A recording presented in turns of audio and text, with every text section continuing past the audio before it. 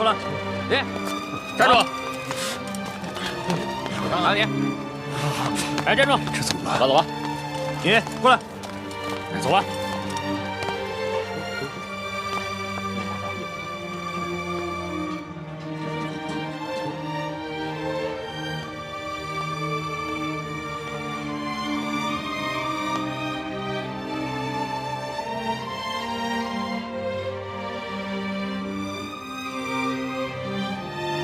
大哥哥，你是不是也饿了？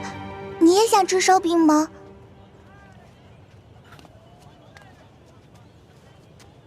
小妹妹，哥哥不饿，是哥哥的妹妹饿了。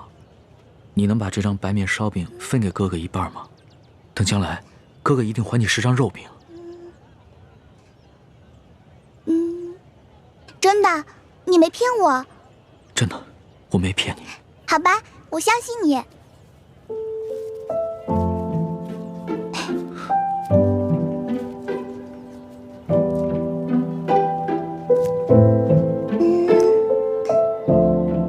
你将来要请我吃肉饼，这块大的给你吧。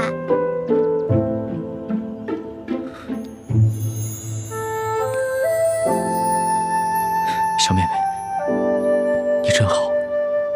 你能告诉哥哥你叫什么名字吗？我叫喜儿。喜儿，真好听。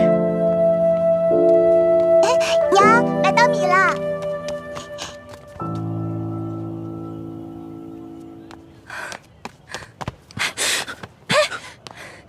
哪儿来的没脸的东西，居然敢骗一个小孩子的烧饼！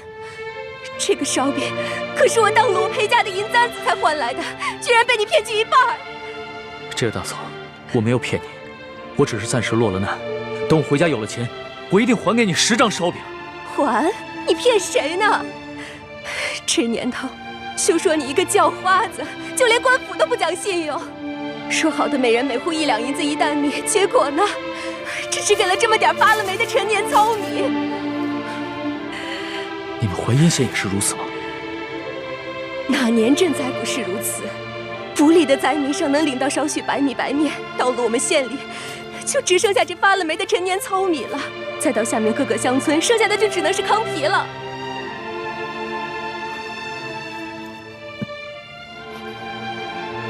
哎呀，喜儿，以后可不能这么傻了。这些人都是骗子，骗你的。喜儿，你一定要相信哥哥，哥哥将来一定会还给你10张肉饼的。我呸！还不快滚！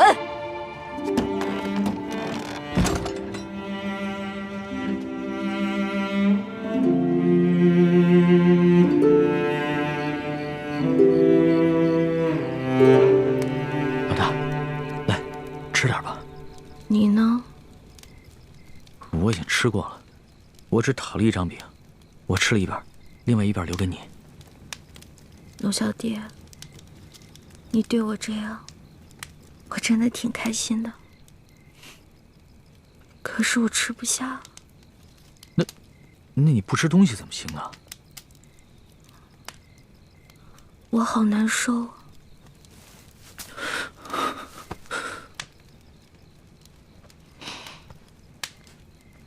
龙小弟，我这个老大可能要先行一步了。别说胡话，咱们2个可是拜过把子的，说好了要难同当，同生共死的。所以为了我，你一定要撑下去。我尽力了。你知道我最怕什么吗？第一是饿，第二是丑，第3就是死。龙小弟，我也好想陪你回京城。可以的。我还想去收那些你欠我的利息呢。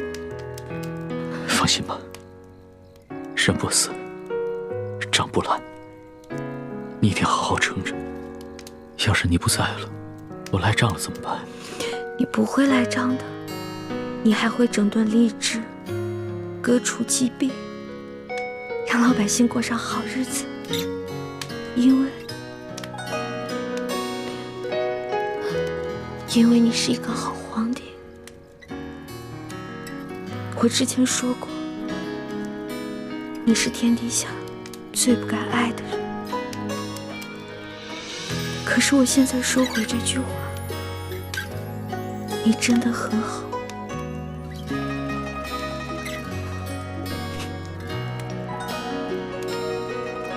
谢谢，谢谢你，老大，谢谢。所以你一定要撑住，一定要撑住，撑住了监督我。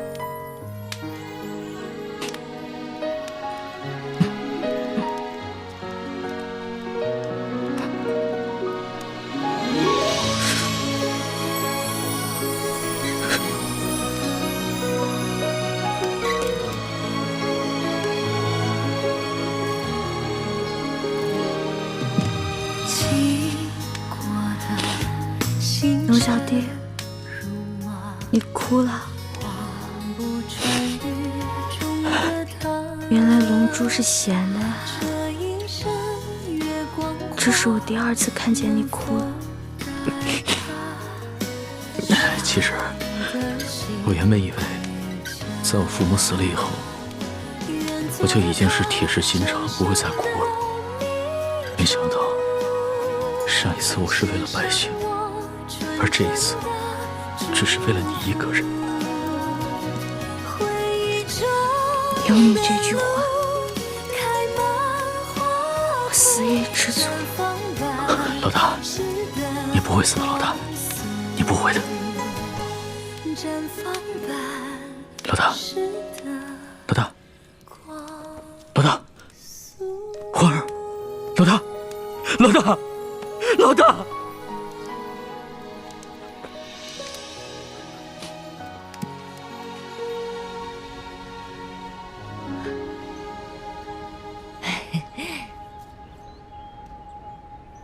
掌柜的，咱们可是说好了啊，这个金镯子我只是暂时抵押在你这儿，你一定要好好保管，改日我一定会赎回来的。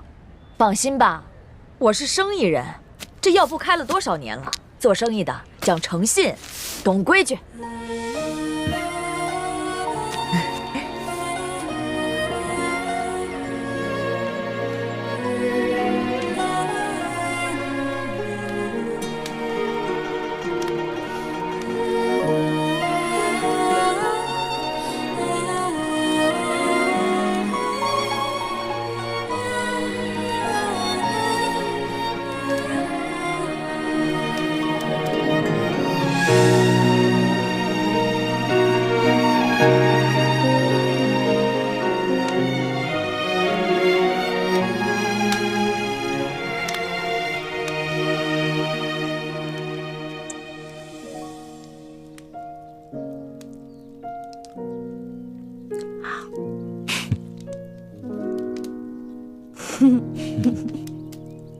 傻死了！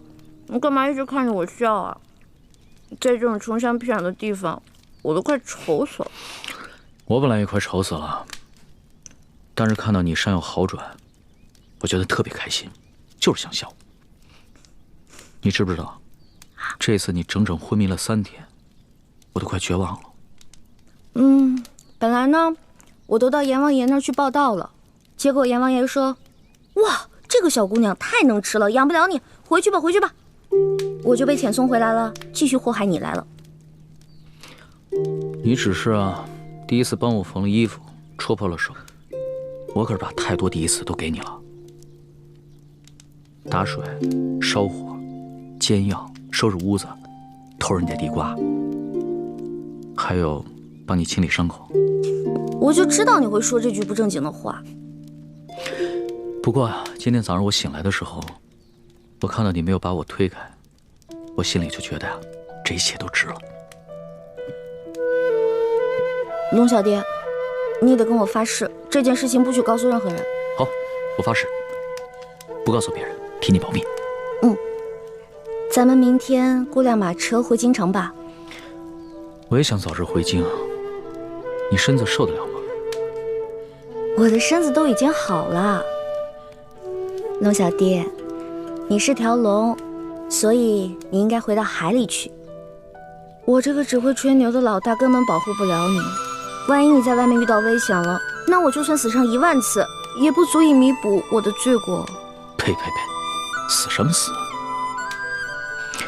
我知道了，我准备一下，明天一早就出发。哎，你就打算穿这件脏兮兮的衣服出去啊？怎么了？不是你说冷的吗？我现在已经不冷了，龙小弟，你好歹是个皇上啊，不能这么不体面。那，你看看你，刚一醒来就开始奚落我了啊？哪有？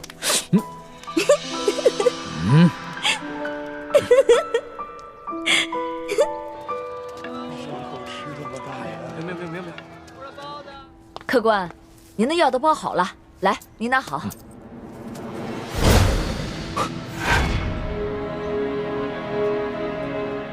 掌柜的，你的金镯子哪来的？这是一个客人递给我的，怎么了？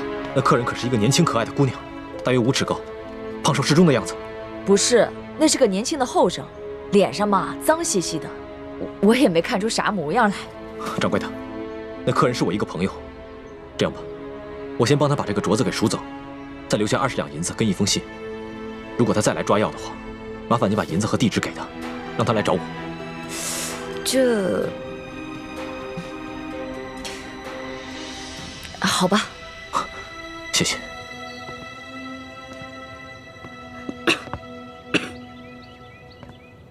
龙小弟怎么还不回来啊？是不是发生什么意外了？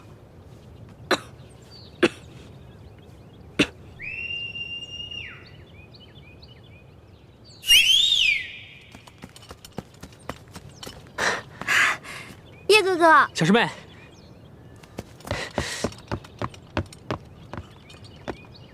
叶哥哥，你怎么才来啊？我早就来了。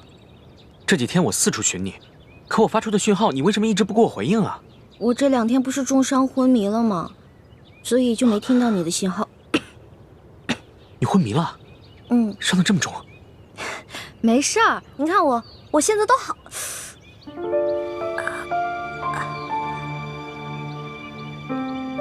所以这些天，一直都是康熙在照顾你，给你洗伤换药。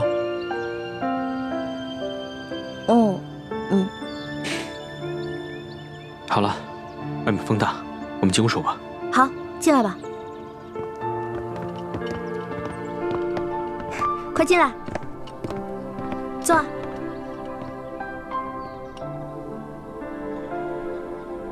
这屋子里怎么就只有1张床啊？那这些天你和康熙……叶哥哥，你千万别误会，这2天我晕得7死8活的，什么都不知道。康熙是一直在照顾我，但我们什么都没有发生，真的。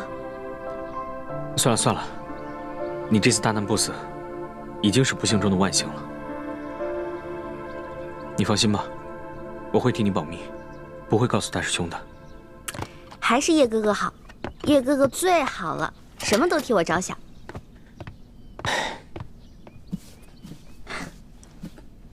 喏，给你，这次别再弄丢了。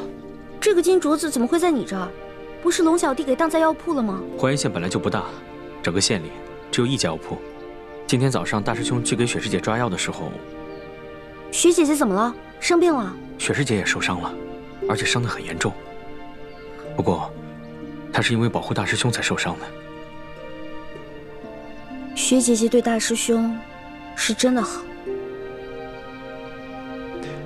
大师兄去抓药的时候，突然发现那个药店的女掌柜手上居然戴着这个金镯子。大师兄把这个金镯子赎回来交给了我，让我继续寻找你和康熙。他和雪师姐就在落脚的土地庙里等消息。我这几天把淮阴县东南西北方圆20里的地方都找遍了，给你发出的信号你也不给我回应。不过好在今天总算找到你了。辛苦了叶哥哥，但是你千万别误会，这2天我一直昏迷，什么都不知道。我们身上实在是没钱了，所以龙小弟为了救我的命，才把这个金镯子给当的，给我换药。你不会生我气吧？我当然生气了，不过我气的不是你最终把这个金镯子当给了药铺，而是你为什么不早点拿它换钱抓药啊？金镯子比你的命还重要啊！我不是怕我当了以后让你伤心吗？有你这句话，我就很知足了。哎，叶哥哥，天马上就要黑了，你赶紧走吧，不然等龙小弟回来该看见你了。好，那我现在就去告诉大师兄，让他和雪师姐来找你会合。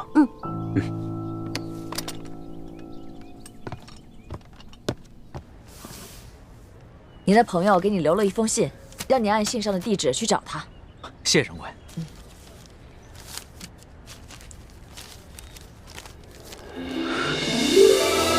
果然是李太医的笔迹，太好了，这下可以顺利回京了。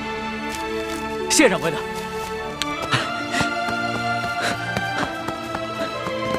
哎，小哥，我想请问一下，这10里铺的土地庙怎么走啊？前面转个弯就到。不过这土地庙出事儿了。出什么事儿了？就在1炷香前，一大堆官兵过去，说是捉拿什么通缉要犯。我劝你啊，还是别去了。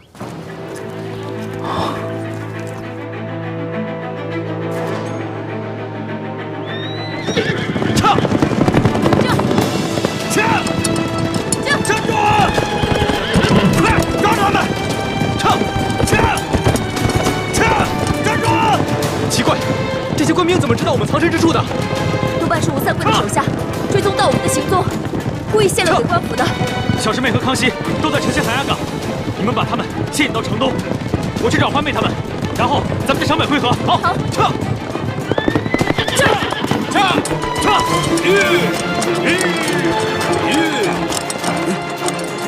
这2个才是通缉令上的要犯，不要中了调虎离山之计。追！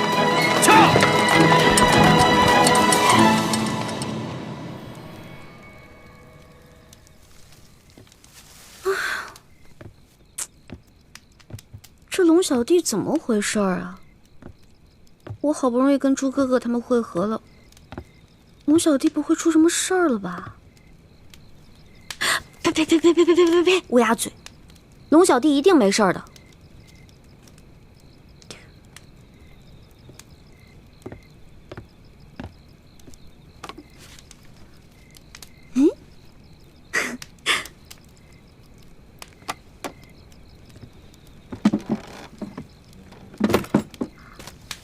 孔明灯哎！哦，我知道了，原来这家是靠做小手工维持生计的，后来逃难了，所以这些东西就放在这儿了。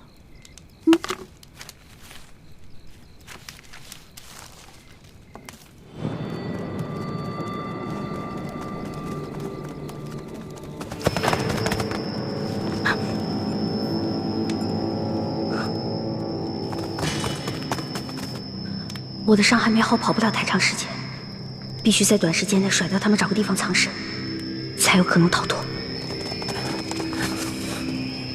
屋里只有那个丫头在，记着留活口，只要有她在咱们手上，她哥哥武功再高，咱们也不怕了。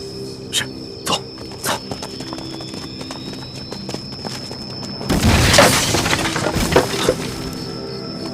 不对，快追！这边，快！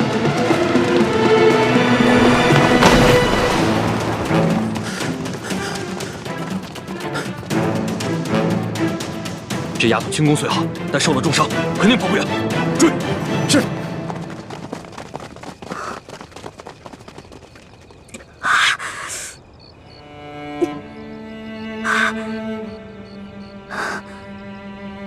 一环，别怕，你一个人逃了，只活了一个李一环。可龙小弟若是活着，就能救天下无数苍生的性命。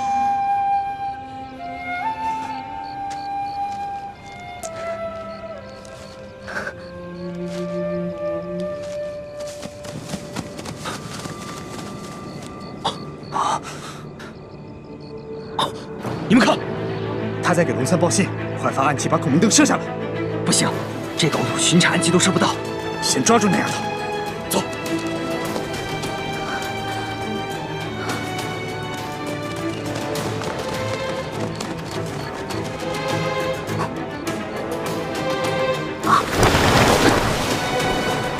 在那呢，追！是。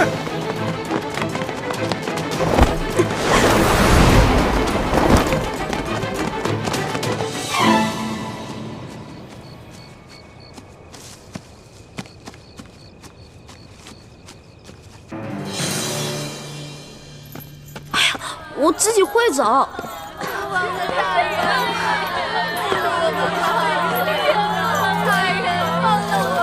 官爷，我是冤枉的，放我出去吧！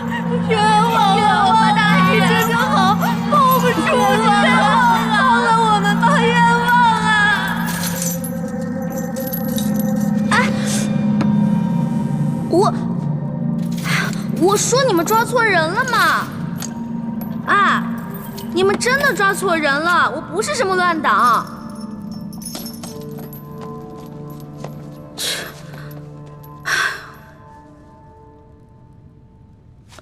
啊，你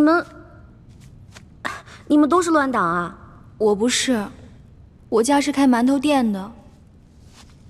有一天，官爷到我们店里抓走2个工人，说他们是反清复明的乱党，还说我是他们的同伙，任我百般辩解，他们就是不信。我也不是啊，我家邻居出了个乱党，官爷就把我邻居全家还有相邻的几户人家全都抓走了。我就更冤枉了，我只不过是看附近菜市有一个老乞丐挺可怜，我就时常接济他，没想到那个老乞丐居然是乱党，官爷就说我资助乱党，不由分说的把我全家都给抓了。小孩真可怜。哎，不过你们都放心吧，既然大家都不是乱党，官府早晚会查清楚，放咱们出去的。妹子啊，你就别想了，一旦进了这里，就别指望能出去了。这些年到处闹乱党，京城闹得特别厉害，这顺天府尹就喜欢抓乱党。听说只有活抓进来的，没听说有活着放出去的。那他们总不能滥杀无辜吧？还不是为了钱吗？听说他们每抓一个乱党，都会获得不少封赏，按人头点，抓的乱党越多，封赏就越重。咱们呢，可都是他们的摇钱树。那他们这样冒领封赏，欺君罔上的，难道不怕皇上砍他们头吗？皇上高高在上的，不出深宫，又怎会知道这里的猫腻啊？更何况，就算他有所知晓，只怕宁愿错杀100，也不肯放过1个。咱们贱民的命啊，在皇上眼里，也不过如蝼蚁一般。不是的，皇上不是这样的，皇上很体恤百姓的，他是个好皇帝。小妹妹，你怎么知道皇上不是这样的？难道你见过皇上？没有。我们家之前有个亲戚在皇宫当差，他跟我说的。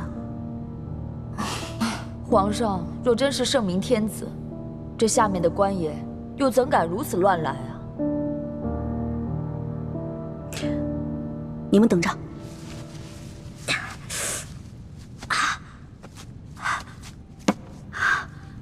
来人！我要举报乱党！来人！我要举报乱党！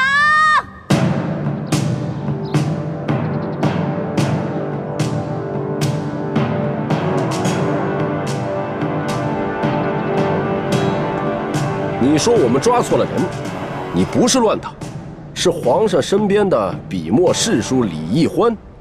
没错，大人，我是为了见大人，所以才骗狱卒说什么我要举报乱党，但根本没什么乱党，我也不是乱党，我是宫里的女官。臭丫头，你当本官是3岁小儿吗？这宫中哪来的笔墨侍书的女官职位？我本来是宫里的答应，笔墨侍书一职是皇上特意为我设置的。皇上特意为你设置了职位？这么说，你很受皇上的宠爱了？那为何皇上不直接封你做娘娘，而先封你做答应，再封你做女官呢？依大清的律例，这宫中的女官是不可能独自出京的，而你却为何会女扮男装，坐着乱党的牛车进京？那车夫，本官已经审问明白了，他此次进京的目的，就是为了纠结一帮同党，行刺朝中的要员。不是，误会了。我这1个多月前跟皇上去山西微服私访，结果这途中啊遇到了歹徒抢劫，我跟皇上就走散了。你们听听，难怪这臭丫头敢加入乱党，原来是一个无知无畏的疯丫头。皇上怎么可能去山西微服私访？这1个月来，皇上的确罢了朝，但皇上天天都在宫中与太皇太后潜心礼佛，为大清祈福，缓解旱灾。你这谎撒的也太匪夷所思了吧？也不是，这皇上是怕自己泄露了行踪，才托辞说什么罢朝礼佛的。你要不信的话，你可以去问皇上呀。你以为本官和你一样疯了吗？敢拿这么可笑的话去问皇上？再说了，你以为皇上是想见就能见的？这1年之中，本官也不过是在上朝之时，远远的瞧上皇上一眼罢了。可我说的都是真的呀！够了，本官可没工夫听你在这慢慢的编故事讲笑话。快说，你究竟姓甚名谁，家住何处？为什么要加入乱党？在这京城之中，还有哪些人是你的同伙？我叫李易欢，但我真的不是乱党。要不然你去问问那个索额图索大人，他知道。索大人可是皇上跟前的第1红人，本官岂会为了你一个疯丫头去找索大人讨骂？那你去问问那个太医院的李建清李太医，他是我哥哥。你这故事越编越离奇了，感情满朝的要员和你都是非亲即故，越是如此信口雌黄、东拉西扯，本官就越相信你就是图谋不轨的乱党。来啊，把他押入刑房，本官要亲自审审他。大人，冤枉啊！我真的不是。不招，招不招？不招，不招，招不招？不招是吧？不招是吧？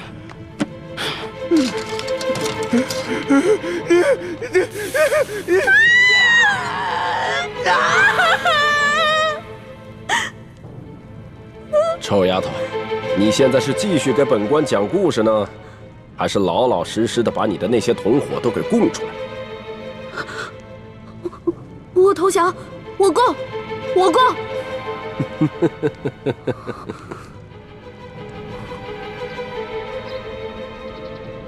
本官看你和寻常女子不同，有些胆识，想来在乱党中的地位一定不低，你供出来的同伙一定很有价值。大人英明，虽然我同伙不多，但是他们的地位都很高，他们都潜伏在紫禁城里，伺机刺杀皇上。哦，这可是大案呐！你的同伙叫什么名字？我同伙，我只知道他有个代号叫龙三，我跟他有一套特殊的接头暗号。如果大人您需要的话，我可以引蛇出洞，将功赎罪。好，快说快说。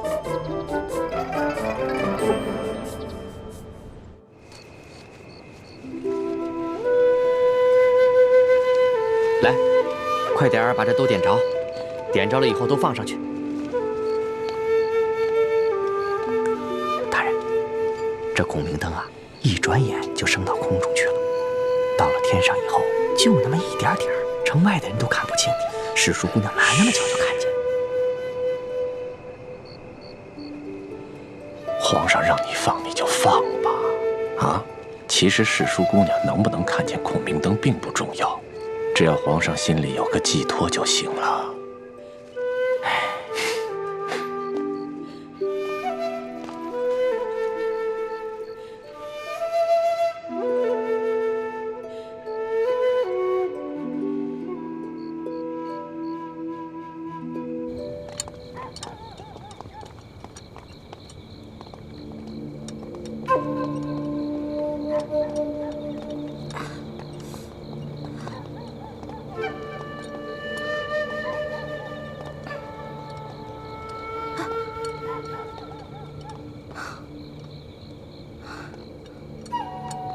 这放孔明灯，真的是你和龙三的接头信号？真的，这个龙三吧，他在宫里潜伏着，所以他不可能时时刻刻盯着夜空看。这个孔明灯最好半刻钟放一次，越多越好。他只要看到了，肯定会来京城第1酒楼跟我会合的。好吧，本官就姑且信你一次。如果你敢骗我，大人，咱有话好好说，能别这样吗？我长得这么如花似玉的，我怎么敢骗你呢？我还不想让大人砍我脑袋呢，是吧？走。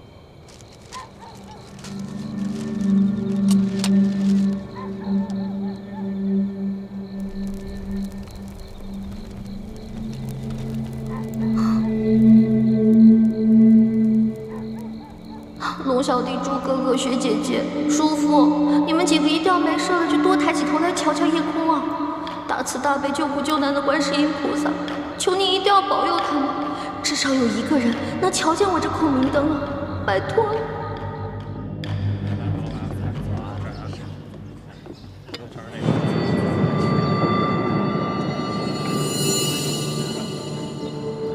大人，我要的烤鸭怎么还没上啊？正在做，你别急。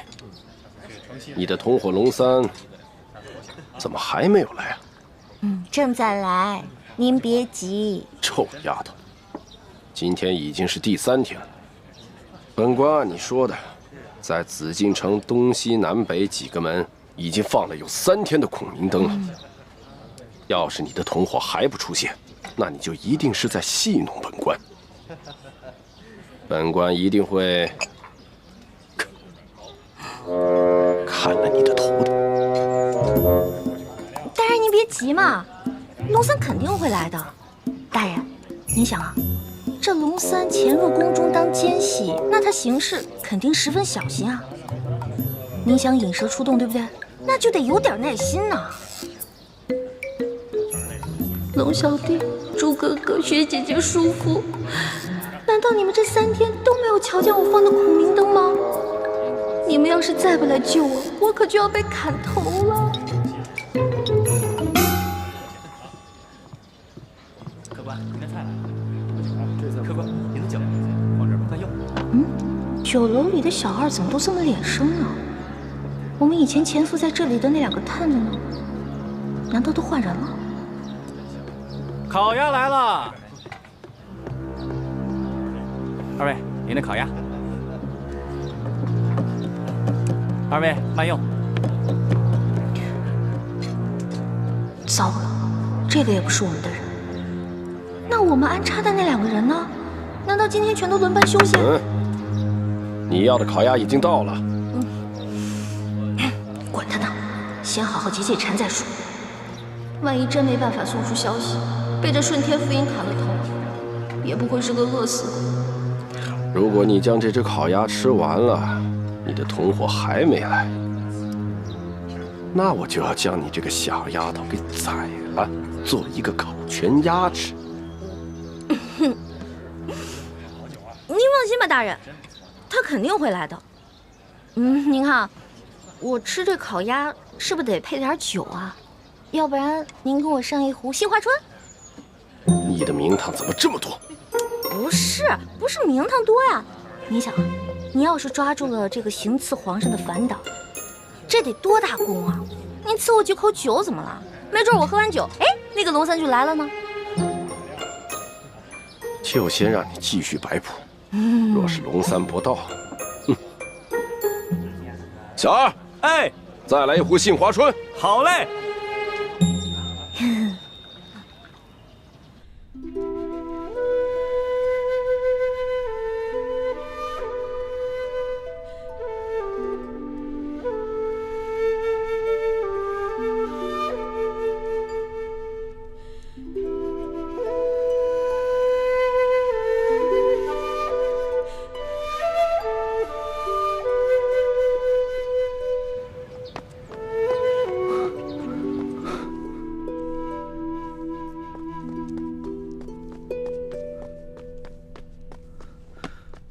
微臣参见皇上，快快免礼。谢皇上。怎么样，有奕欢的消息了吗？奕欢的脚受了伤，我派人带着皇上画的画像，在山西进京的必经之路上打听，所有的饭铺、酒楼、旅店、客栈都打听了，终于打听到，易欢一个人女扮男装，拄着拐杖，在往京城的方向赶路。最后一个见过易欢的人是京城西郊一家面铺的老板，他说他亲眼看到易欢上了一辆牛车，随着牛车往西城门的方向去了。那这么说的话，易欢应该是平安回京啊，可他为什么不回宫呢？我也不知道。按理说，这么远的路都平安回来了，这已经到京城了，应该不会出现什么意外。这眼一连3个晚上在御花园放了孔明灯，易欢要是看见的话，他一定会回来的。这只能说明易欢出事了。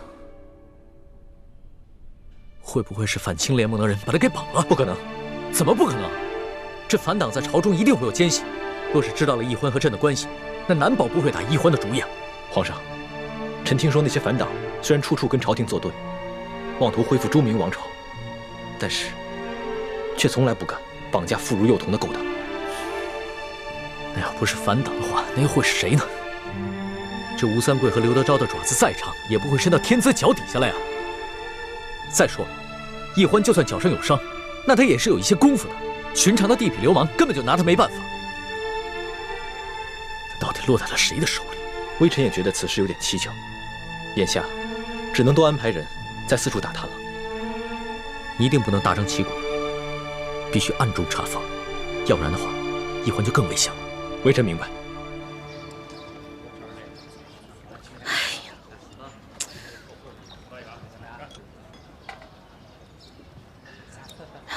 丫头，你一只鸭子都快吃完了，人呢？您别急啊，这不还有一个鸭头没吃完吗？您放心吧，在鸭头吃完之前，它肯定会来的。可是这只鸭子你吃了2个时辰都没吃完，这分明是在拖延时间。冤枉啊！我只是刚才吃的太饱太撑了嘛。大人，您放心吧，我这个同伙啊，他没准现在因为宫里有什么事绊住了呢，现在正想机会溜出来呢，对不对？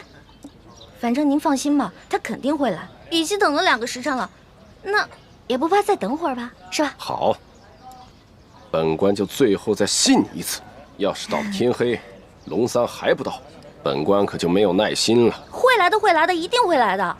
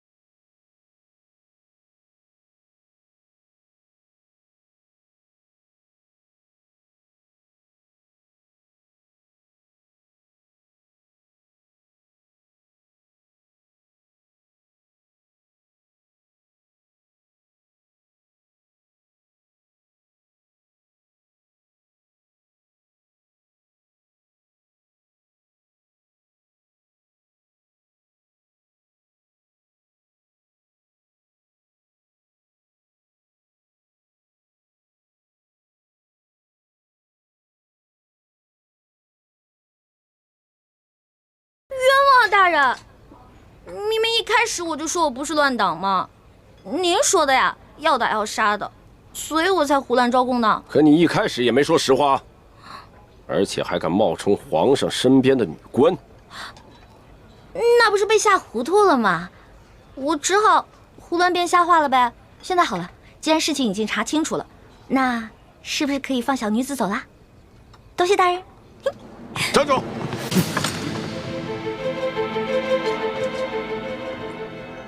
如果你没有戏弄本官，本官或许还可以放了你。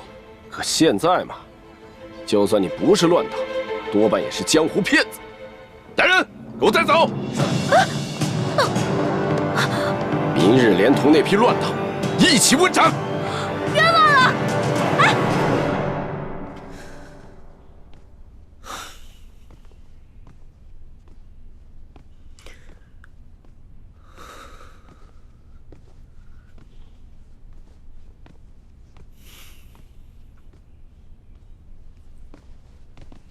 皇上，您不必担心，世淑姑娘吉人自有天相，一定不会有事的。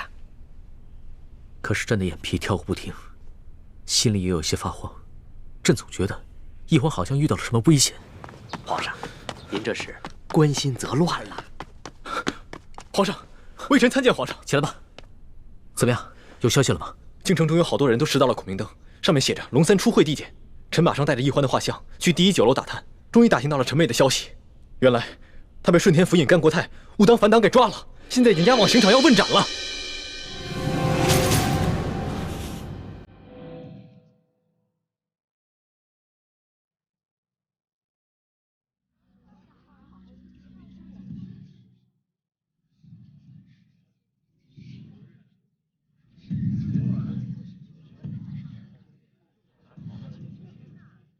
怎么又看懂了？都在处决乱党，这么多人，是吗？哎，你说这全都是乱党，都乱党，乱党可是什么乱党的呀？这呀，十有八九是被冤枉的，真正的乱党就那么几个。哎，听说啊，朝廷重惩捕获乱党的官员，每抓一个乱党都有刑责，罚多了记得官惩的。原来如此。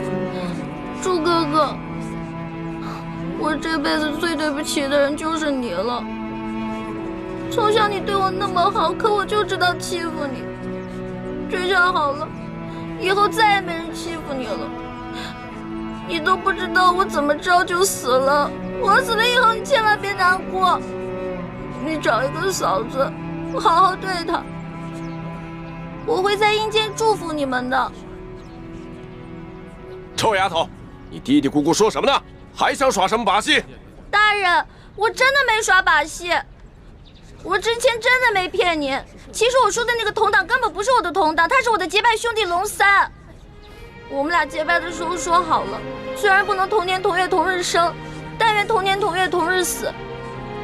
可我这都要死了，他连最后一程都不来送我。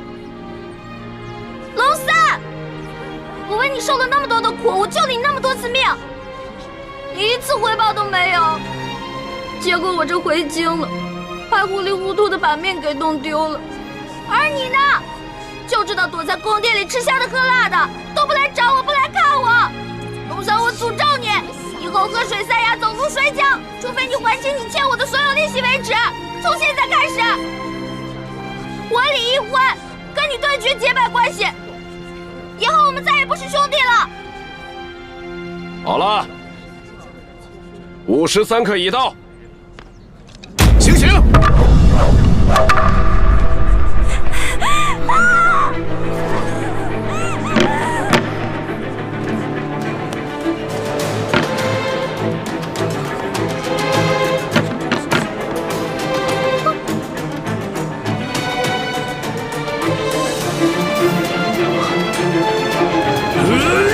刀下留人！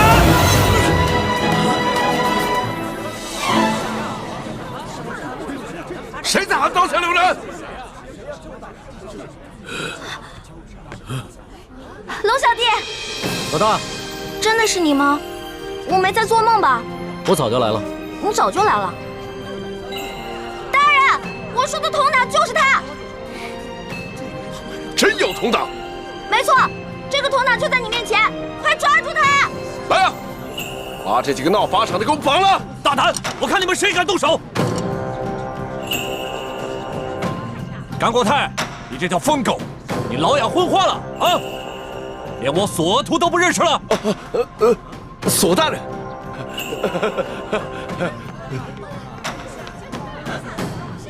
索大人，您怎么来了？我怎么来了？睁开你的狗眼，好好看看，还有谁来了？大人，您这招引蛇出洞，没把蛇引出来，没想到倒引来个真龙天子。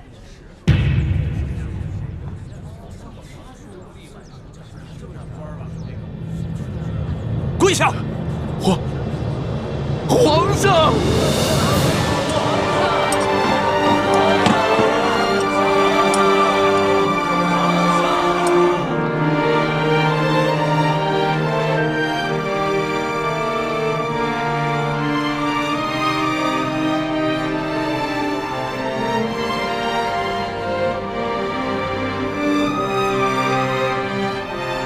位臣民，各位百姓，朕接到密奏说，顺天府尹甘国泰贪赃枉法，为求加官进爵，竟大肆抓捕良民，冒充反党，滥杀无辜。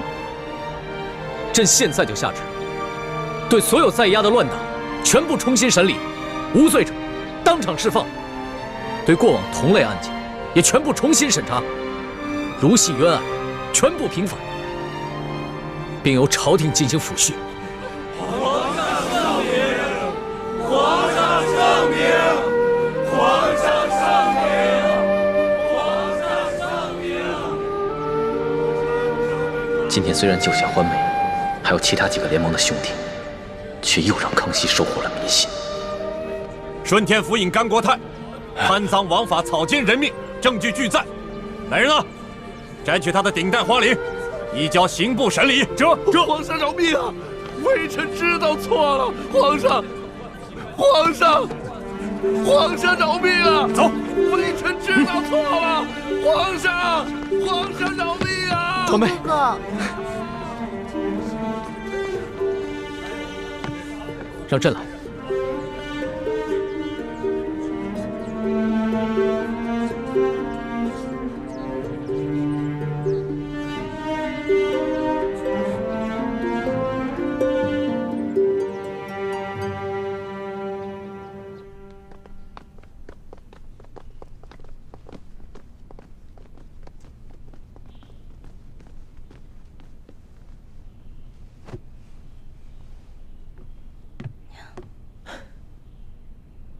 花儿，朕终于找到你了，你终于又活色生香的出现在朕的面前。皇上，你刚才那么任性张扬的把奴婢抱进来，这要让太皇太后看到了，又该说奴婢魅惑皇上，坏了宫里的规矩了。朕顾不了那么多了，你放心，有朕在，谁都伤害不了你。我问你，你那么早到刑场了，为什么那么迟才露面啊？朕既然去了刑场，那当然不能只救你一个人了。朕还要体察一下民情，去看看这个顺天府尹甘国泰到底做了一些什么。但是朕在暗中布置了众多的大内高手，会保护好你和死囚的性命。对了，你居然在刑场上公然诅咒朕，还说要跟朕断绝结拜关系。那还不是你啊！谁让你不敢来救我的？我连着放了3晚的孔明灯，你都没看见吗？朕也连着放了3晚的孔明灯啊，差点就这么错过了。其实我嘴上骂你，说要跟你断绝关系，那也是为了你好啊。因为我怕我真死了，你就会应了那句同生共死的誓言了。朕知道，你一向是刀子嘴豆腐心的。就是这个甘国泰太可恶了，你好不容易从刘德昭的手上逃脱，又把这些贪官污吏给抓起来。你放心，朕一定会一个一个的办了他，替你出了这口气。你不光要替我一个人出气，我只希望你可以记得在微服私访的时候你对我的承诺，整顿吏治，让全天下的老百姓过上好日子。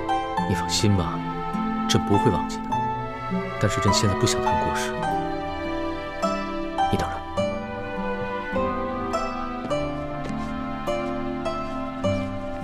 花儿，你看看，这是我。朕的画工怎么样？也就比我高那么一点点吧。朕还以为从此以后只能在画上见到你了。我也以为我永远都见不到你了，龙小弟。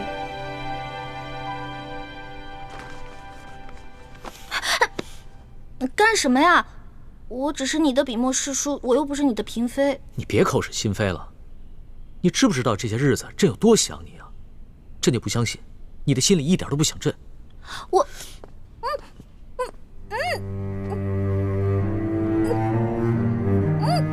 放开我！怎么了？咱们俩又不是没亲过。在山西你重伤的那段时间，都是朕帮你清理伤口的，而且还口对口的为你渡药。别再说了。微臣参见皇上。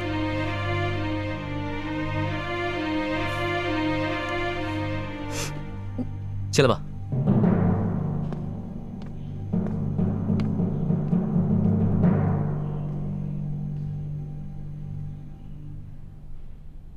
皇上，奕欢脚受了伤，还是容臣先为他治伤吧。行，你先给他看看脚伤吧。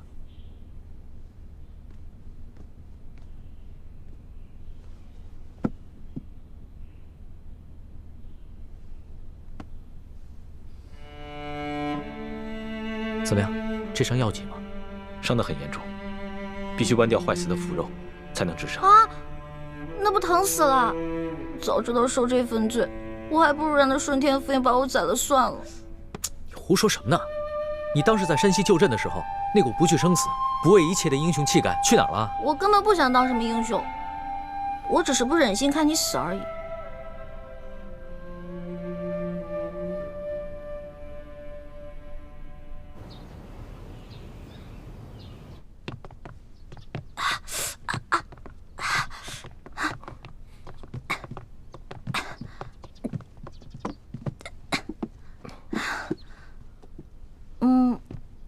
行了，我这没什么事儿了，你们先下去吧。是。朱哥哥，朱哥哥，我们节后重逢，你为何看上去那么不开心啊？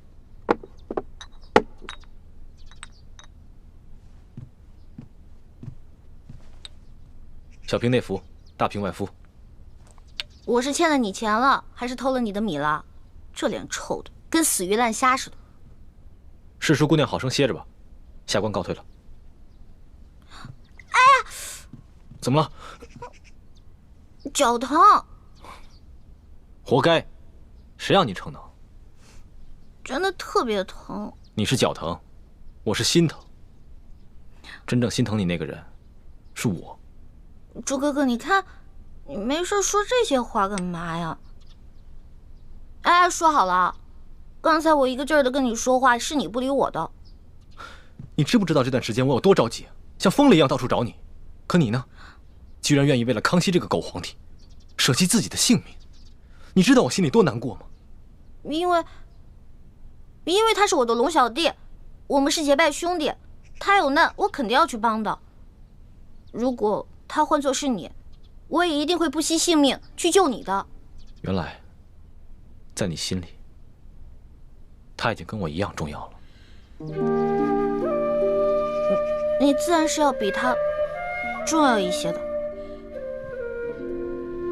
如果有一天我们兵戎相见了，你会帮谁？我自然还是会帮你的，朱哥哥。也不知道你现在说的话还有多少是真的。但就算你说的是假的，只要你还愿意撒谎哄我开心，我也把它当成是真的。欢梅，你记住了，不许再为康熙以身涉险了。因为他如果没有你，他还可以继续做他的大清皇帝，还有他的3宫6院72妃。而如果我没有你，我真的是生不如死了。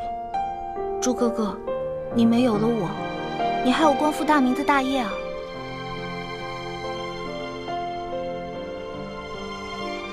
光复大明是我此生最大的责任，可你却是我的命。如果没有你，那我做什么都没有意义了。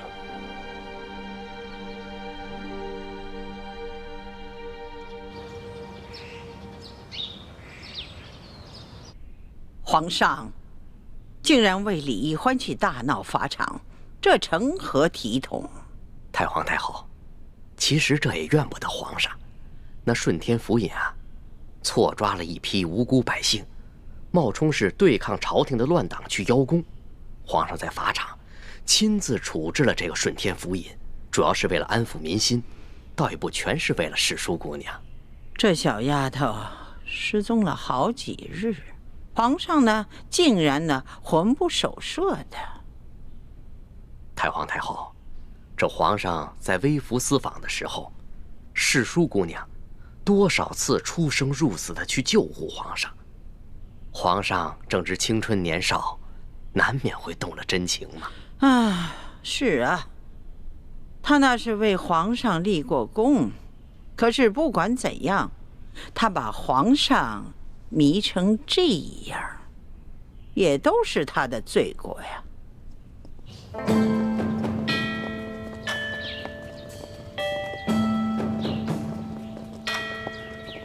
皇后驾到！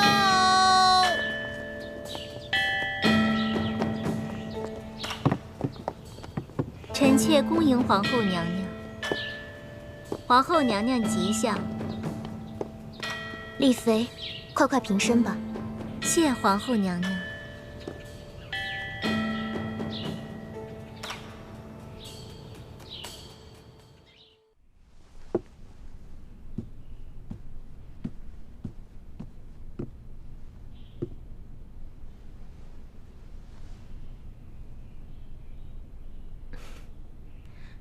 妹妹这如今升了妃位，是越发风华出众了。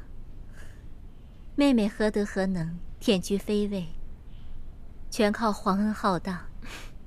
本宫此次操办的典仪，妹妹可还满意？当然满意，只是让皇后娘娘太过操劳，妹妹心里实在是不安。妹妹不必客气，打从妹妹这一进宫，本宫就觉着妹妹啊是个拔尖儿的。必定能得到皇上的恩宠，这不，才几个月的时间，妹妹就从贵人升到了嫔，如今又升到了妃位，真是可喜可贺呀！皇上不过是念在王父的情分上，体恤妹妹罢了。如今，妹妹已是无父无母的孤女了，以后还要仰仗皇后娘娘多多照应。本宫此次来呀，就是想跟妹妹说一些提己的私房话。你们都退下吧。是。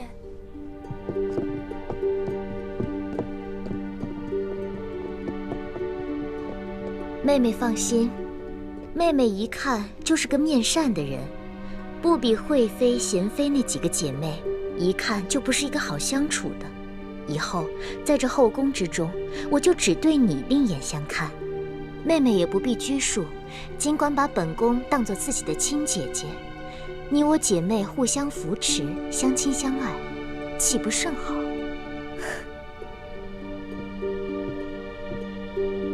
能得皇后娘娘垂怜，是妹妹的福分。多谢皇后娘娘。妹妹，快起来吧。哦，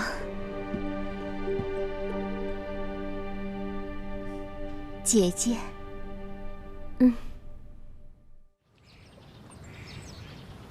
听说妹妹和这个世淑姑娘李易欢走得很是亲近。说不上亲近，只是皇上吩咐了，说世淑姑娘生性好动，怕闷，命妹妹时常去永乐斋多走动。皇上曾吩咐过本宫和所有的嫔妃，无事都不要去永乐斋。这意思是不希望我等和这个李易欢有所交集，却唯独让妹妹多去永乐斋走动走动。看来皇上心里对妹妹，也是对别人有所不同的。姐姐千万别误会，只是皇上看妹妹性子软糯，不易与人起争端，所以才吩咐的。如今，妹妹已是无父无母，无依无靠，皇上的吩咐，妹妹不敢不听啊。感情在皇上的心里，妹妹还不及李易欢尊贵。妹妹是堂堂丽妃，倒成了陪她一个笔墨世书解闷儿的，可不是吗？唉，妹妹，不瞒你说，本宫看到皇上为了李易欢如此着迷，本宫真是忧心如焚呢。姐姐，您贵为皇后，乃是后宫之主，那李易欢再受宠，也不会威胁到您的。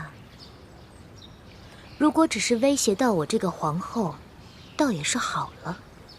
就怕他威胁到的是皇上，是我大清的江山。啊！姐姐何出此言？你此次跟皇上在山西被刘德昭和一帮神秘杀手追杀，显然是身边出现了奸细，故意泄露了你们的行踪。这思来想去，唯有李氏兄妹最为可疑了。可是皇上跟妹妹说，那些刺客都是平西王的手下呀。可能这李氏兄妹就是平西王派来的奸细。李易欢此次舍命救皇上，有可能就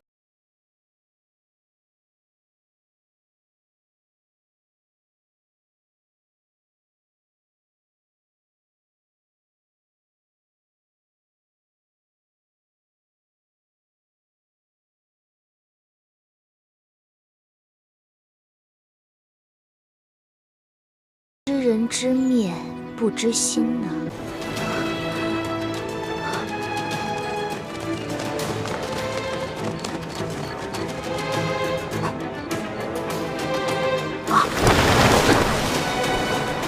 在那呢，追！是。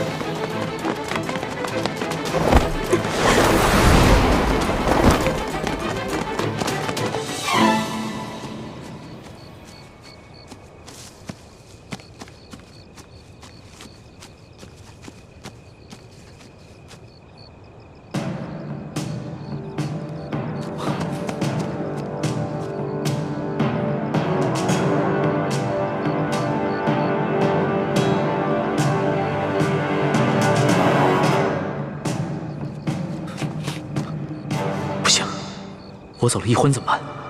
他冒险向我示剑，一定会暴露自己的藏身之处。他轻功虽好，但此刻重伤未愈，一定会很危险。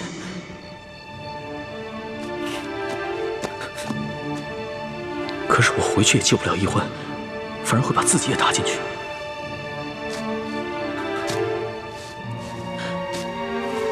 易欢几次为我不顾生死，我却自顾自逃了。我如此胆小自私，又有何德何能君临天下？我不仅是易欢的龙小弟，更是大清的皇帝，又岂能因小失大？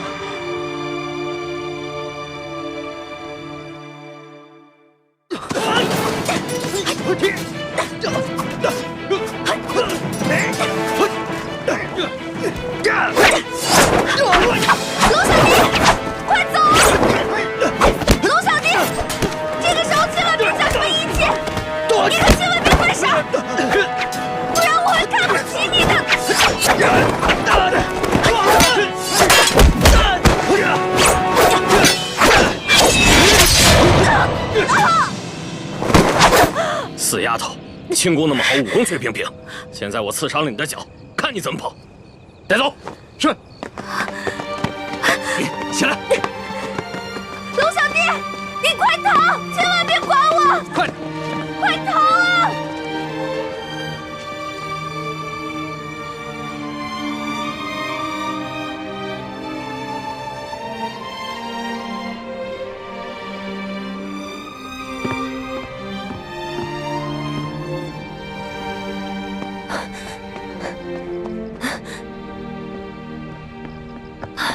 大师兄，小师妹和康熙呢？看来他们已经离开了。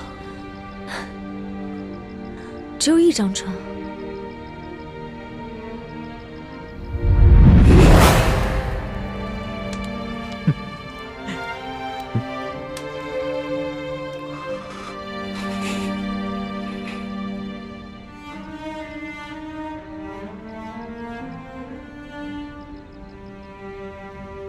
大师兄，倾城，你没事吧？没事，没事。你的伤还没好，这一路逃避追杀，怕是又把伤口震裂了。要不你先去找他们吧，找他们要紧。现在这里是安全的，你在这里休息一会儿，我先去找他们。我行动不便，就不拖累你了。一定要小心一点，如果发生什么意外的话，马上发出信号，我立刻赶回来。您放心，我只是腿受伤了，一般杀手还近不了我的身。好。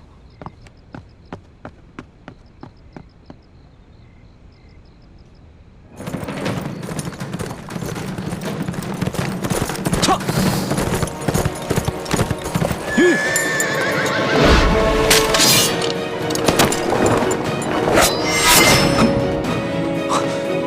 主子，怎么是你啊？一环呢？就一环。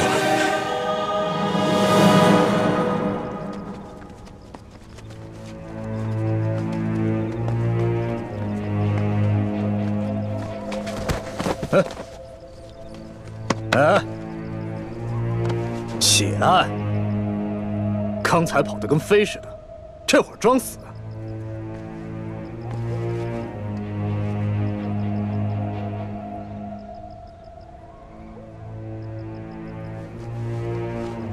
他不是装的，他本就受了重伤，还未痊愈，刚才又中了你一刀，所以才会虚脱昏厥。老大，这丫头真俊，反正二公子说了，把龙塞他们一行人全部杀掉，不如咱们先……不行，咱们不是他哥哥的对手啊，还得留着他设套，抓他哥哥呢。哎呀，咱们只是玩玩嘛，尽量怜香惜玉点，别弄死他就行了。也好，老子也实在忍不住了。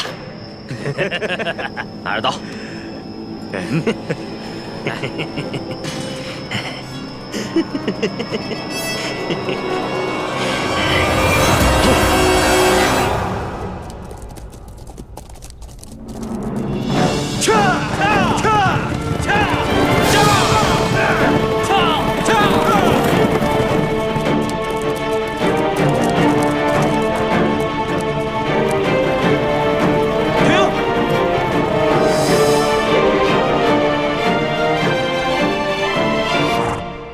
怎么了，苏大人？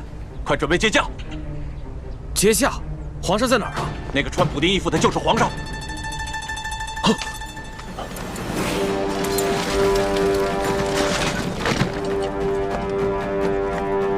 参见皇上。皇上，奴才救驾来迟，请皇上恕罪。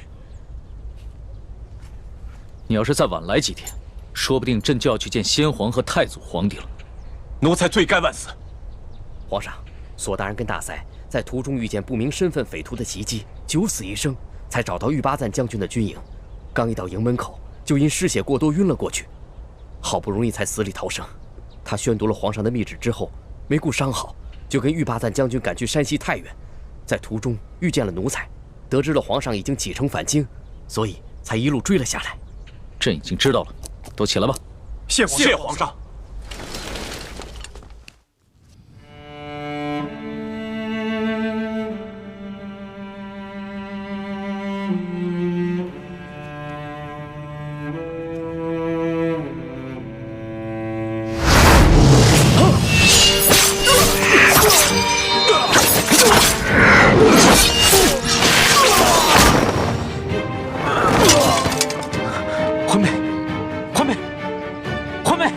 醒醒，欢妹！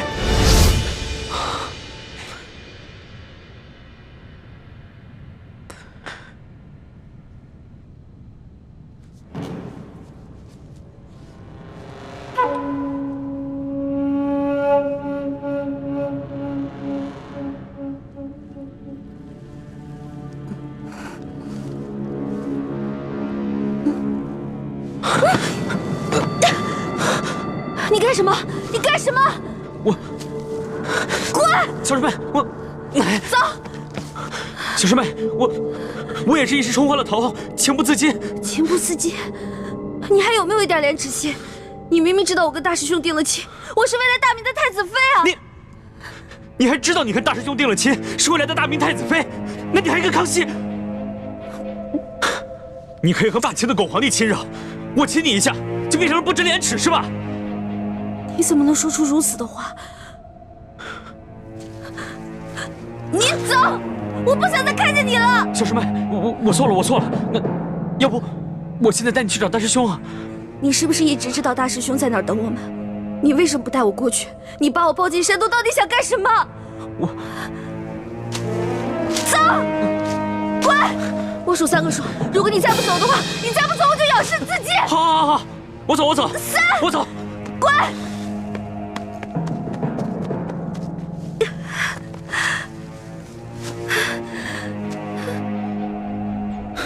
这都3天了，李欢怎么还没有消息？都没有。那些黑衣人不像是刘德昭的手下，而像是吴三桂花重金聘请的江湖流寇，身份不明，很难追查。眼下还没有证据证明那些黑衣人是受吴三桂所指使。吴三桂只知道龙三是普通钦差，而不是朕。如果他知道的话，只怕易欢会更加危险。所以，你们一定要守口如瓶。皇上，求您放心，奴才已经吩咐下去，任何人不得泄露消息。其二，为了避免打草惊蛇、危及圣安，奴才及手下将士未惊动地方官府，而只是秘密行军。你做得很好。皇上，那这刘德昭该如何处置啊？刘德昭乃胆大包天之徒，岂会束手待毙？若能逼得他叛乱，岂不是好？皇上，刘德昭居然敢下令通缉皇上，害得皇上九死一生，更害得臣妹生死未卜。臣恳求皇上立刻下旨，将其处以极刑，灭其九族。这个刘德昭纵然将他挫骨扬灰，也难消朕的心头之恨。臣愿意传旨问罪，捉拿刘德昭，为皇上分忧，为臣妹报仇。这刘德昭，毕竟在山西经营多年，若这么明旨问罪的话，让他知道了朕便是龙三，龙三便是朕，只怕他会狗急跳墙，联合众多的涉案地方官员起兵叛乱。纵然起兵叛乱，也成不了气候。玉巴赞手下都是以夷敌十的八旗精锐，一定能把他们收拾干净。皇上，奴才愿立下军令状，替刘德昭的人头来见。不必了。犯下滔天大罪的只是刘德昭等贪官，他手底下的官兵也是我大清的子民，又何必激起兵变，徒生内耗？皇上，那您的意思是？刘德昭此时啊，一定知道龙三被玉巴赞给接走了，他一定会心虚。如果朕所料不差，他弹劾龙三的折子已经在快马送往京城的路上。待朕回京之后，朕派一个老成持重的官员去接见刘德昭，就说他和龙三互相弹劾的折子，朕都已经看到，朕不能偏听偏信，要宣他进京，和龙三当面对质。哎呦，皇上，您这可太英明了。想那刘德昭自是手里面有假圣旨、假玉玺，他必定想侥幸最后一搏，这样，他很可能会老老实实的进京来对质，到时候我们便可不费一兵一卒，让他自投罗网。想不到他经历了如此大病，受了那么多此前从未受过的屈辱，还能如此冷静。若换了我，只怕会亲自率兵去捉拿刘德昭，一块胸臆。又如此强敌，我要光复大明谈何容易？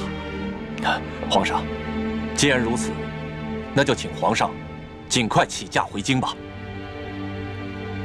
眼下易欢还生死未卜，朕放心不下。是啊，皇上，世淑姑娘是下落不明，可是您留在这山西，那也没有什么益处啊。建清，你快告诉我，易欢是不是已经……我不会再也见不到易欢了吧？叔父放心，易欢不会有事的。啊？难道你已经有了易欢的下落了，只是瞒着皇上？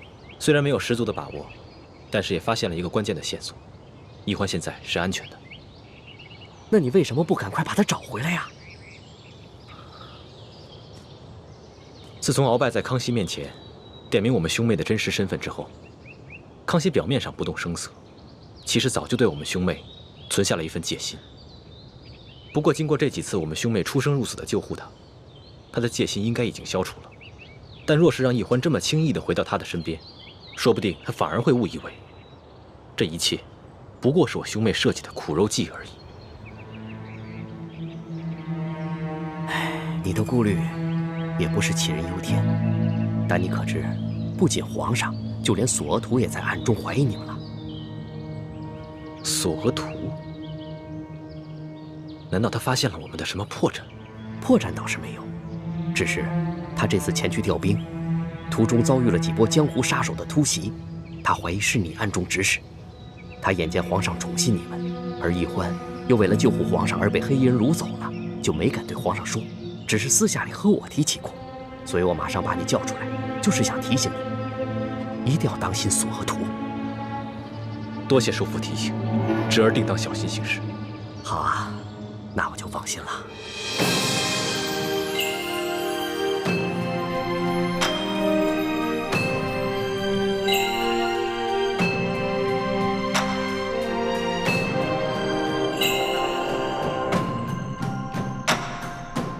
皇祖母，可是有皇上消息了。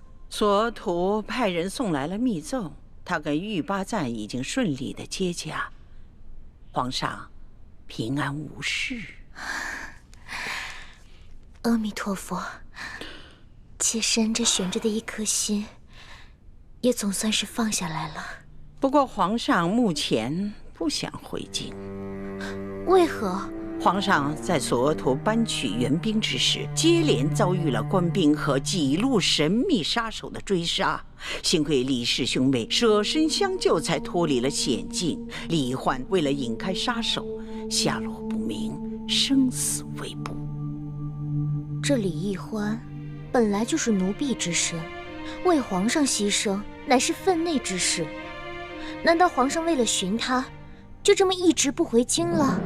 索额图密奏说，皇上的遭遇追杀和李奕欢的失踪都甚是蹊跷。难道这一切都是有人布的局？来，娘，你先吃。娘不饿，你吃啊。娘骗人，我明明听到娘肚子在咕咕叫。喜儿，还认得我吗？嗯。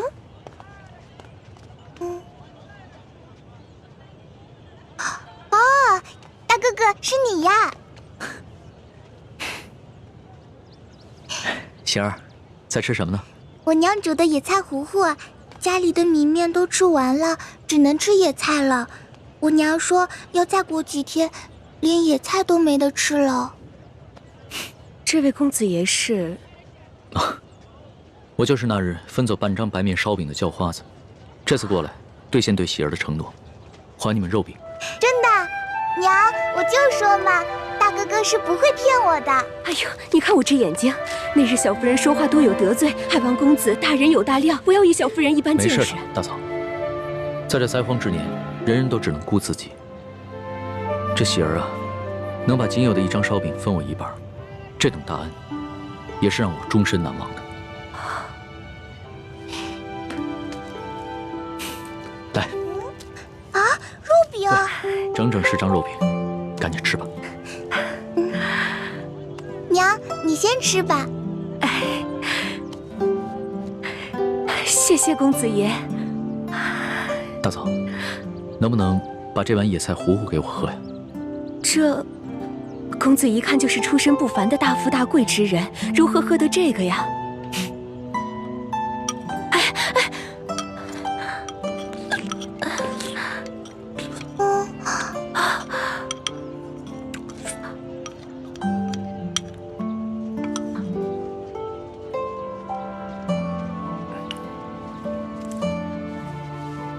大嫂，这是粥钱。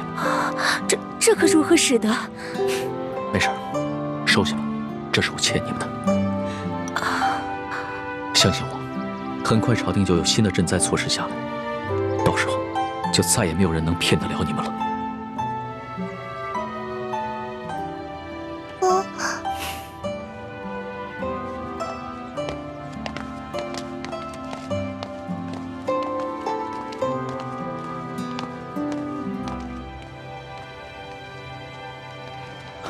李太医，眼下奕欢还没有消息，但是我已经决定明日回京，你不会怪我吧？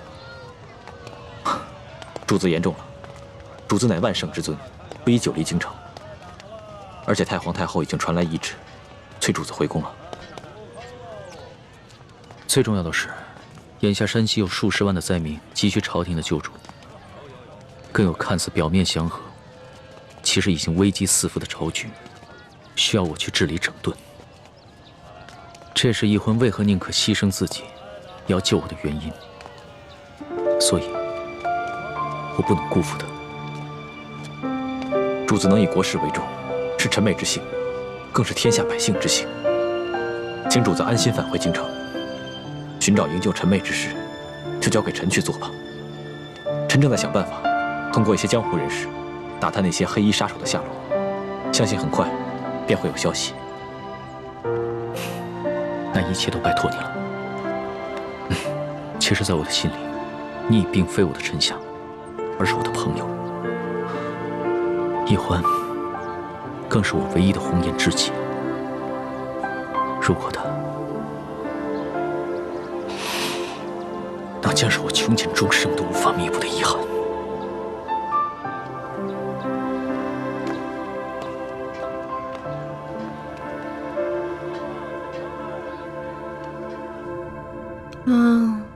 好饿呀！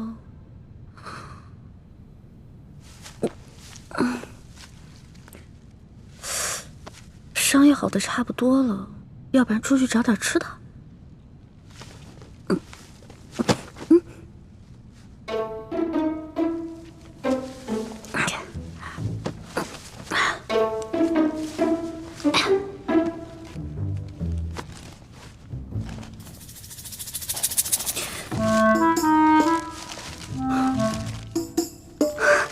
烧鸡，还有酒，进来吧。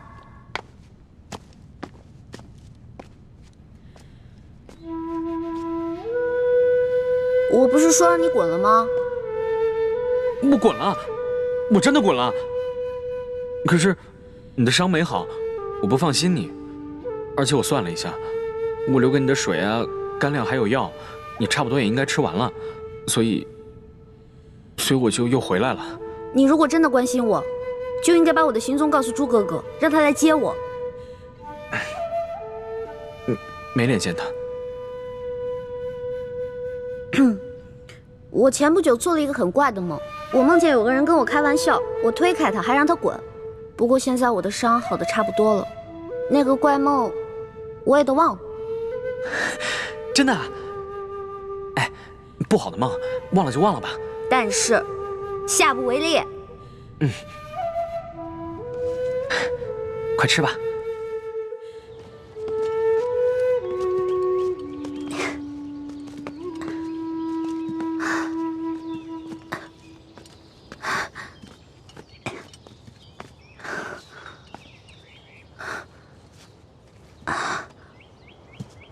康熙和大师兄他们就在前面5里外的林子里扎营，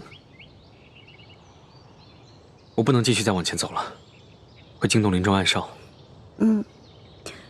叶哥哥，你赶紧去找倩影姐姐会合吧。这几天她一直在吴应奇那边帮你撒谎，一定很辛苦。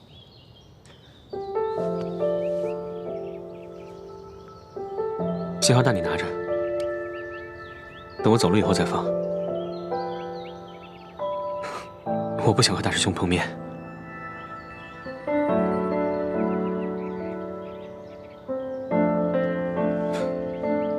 好好照顾自己啊！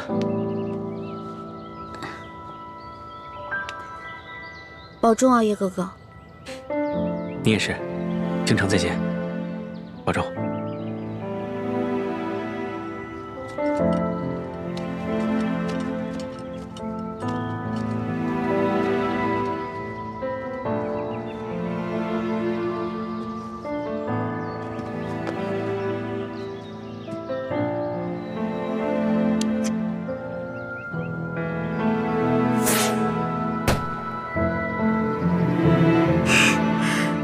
放了这个信号弹，朱哥哥就能看到我了。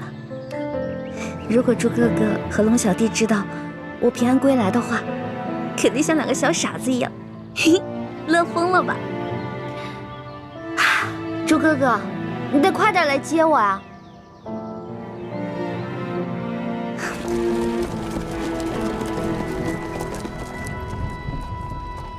文心，你的伤怎么样了？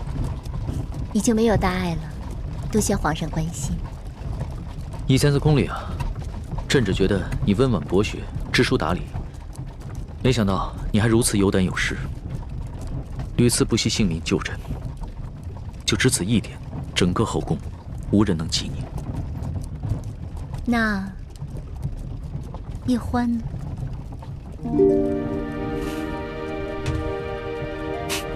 叶欢他也是朕的知己，朕也想将他纳入后宫，只不过他始终都咬定不肯，而且他已经许配过人了。哦，对了，皇上，臣妾有一事要向您禀报。雪嬷嬷的病已经好了，只是她伤心我爹的死，想为我爹守灵3年。臣妾未向皇上请示，便自作主张的准了，还望皇上恕罪。雪嬷嬷忠心护主，就由她去吧，这些小事你自己决定就行了。是。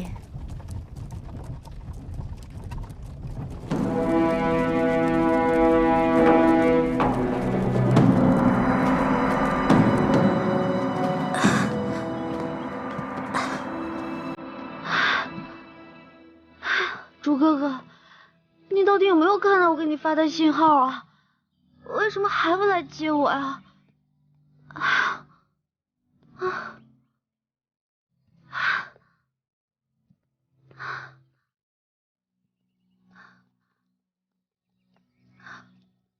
这位大哥啊，我想问一下，驻扎在附近的军营呢？走了啊，他们在这儿待好几天，今天一早才走。啊？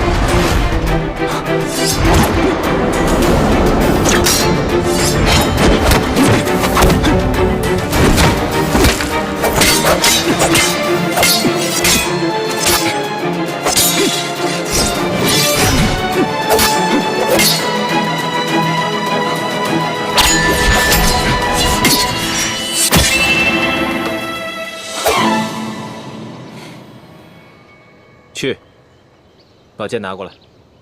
再来。不必了。论武功，从小到大我从未赢过你。不只是武功，其他任何方面，你也永远赢不了我。是，我永远都比不上你，从身份到能力。那你还痴心妄想，跟我抢一欢，自不量力。大师兄，你误会了。我从未想过和你抢小师妹。欢妹是不是在你手上？我今天早上就把她送回清军营地了。你没见到她吗？她能平安回来就好。这几天，我一直四处寻找你们，没有在营地里。你怎么知道？是我救的一欢。那夜，我找到康熙以后，就去追踪那批黑衣人的下落。结果发现，他们全都被人一剑毙命。你的剑法我再了解不过了，就知道是你及时赶到，救下了一欢。可我还是去得晚了一步。小师妹的脚被他们给刺伤了，失血过多，已经昏了过去。我只好找了一个安全的地方给她疗伤。既然这样，你为什么不送她回来？也没有给我发信号。我给你们发了那么多信号，你居然一个都没有回应我。不要给自己找借口。是男人，就要敢做敢当。好，我敢做敢当，是因为我太久都没有见到小师妹了。好不容易见到她，我不想那么快就跟她分开。我只是想好好照顾她几日。真的只想照顾她几日这么简单？大师兄，你这么说，侮辱了我这个师弟不要紧，你还侮辱了易欢，更侮辱了你自己。好，我暂且相信你。不过你给我记住了，注意自己的身份，否则我绝不饶你。其实你不必像防贼一样的防着我，我对小师妹的心伤不了你，倒是小师妹的心。她的心怎么了？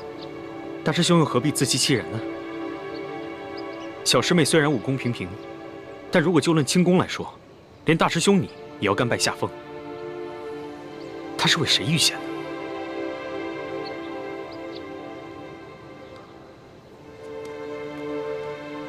这没什么，我跟倾城也救过康熙，我们都不过是想利用他，颠覆大清朝廷而已。大师兄既然如此说，全当小弟多嘴了。我还要赶去跟樊师姐会合，先告辞了。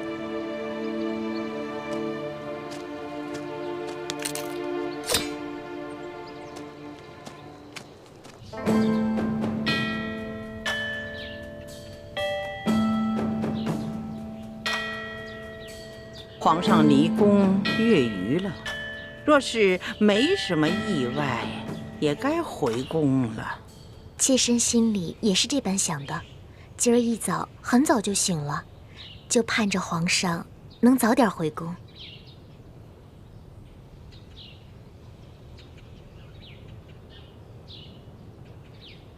皇祖母，怎么了？是皇祖母怎么了，还是你自己怎么了？你今天这个妆啊，化得太浓了，这服饰也太讲究了一点吧？妾身只是想这般盛装迎接皇上回宫，皇祖母觉得有何不妥？今天你浓妆艳抹，其实呢，是想讨皇上的欢心。哀家明白。但是你没想到啊，皇上在外面历尽磨难不说，那个李易欢，至今还下落不明呢。他心里一定是不安静啊！你这样一来，不是适得其反了吗？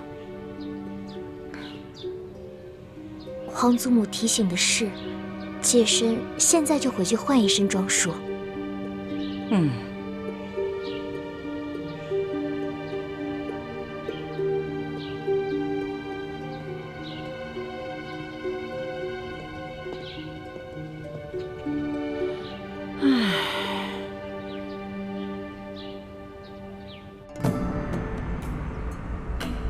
孙儿给皇祖母请安。皇上啊，快请起呀！来，坐下，坐下。哎，都起来吧。孙儿啊，你这次为府私访收获一定很大呀！嗯，看这个精气神儿跟以往都不同了。皇祖母，此次出巡确实受益匪浅。大有出宫一趟胜读10年书之感。那为何要愁眉不展呢？叶欢为了救孙儿，落入了一群黑衣蒙面人之手，至今生死未卜，下落不明。孙儿的心里很是担心。这一皇姑娘能够拯救皇上，这是她的本分呢，这是应该的，这是她的荣耀啊！哀家一定会派人把她寻找回来才是。皇上不必太难过。皇后，朕还是第一次见你穿这么素的淡妆呢。皇上微服查访赈灾，受尽磨难，妾身在宫中理应与皇上同心，与民同忧，自然要穿得素淡一些。皇后有心了。对了，朕还有一件事要与你商量。皇上言重了，无论任何事情，妾身都听凭皇上裁夺。哎，你是这后宫之主，这后宫中的事情，当然要征询一下你的意见。此次丽嫔随朕出巡，几次为了救朕，不惜牺牲自己的性命。她的爹爹舒建也因公殉职，只留下这么一个孤女。所以，朕想升她为丽妃，再追封她爹为二等公。不知你意下如何？丽嫔妹妹温柔贤淑，妾身平常也一直很偏疼她。此次出行又护驾有功，自当嘉奖。皇上升丽嫔为妃，乃是后宫大喜之事，妾身十分赞同皇上的决定。好，那丽嫔升丽妃的典仪就交给你办了。妾身自当用心操持，皇上尽管放心。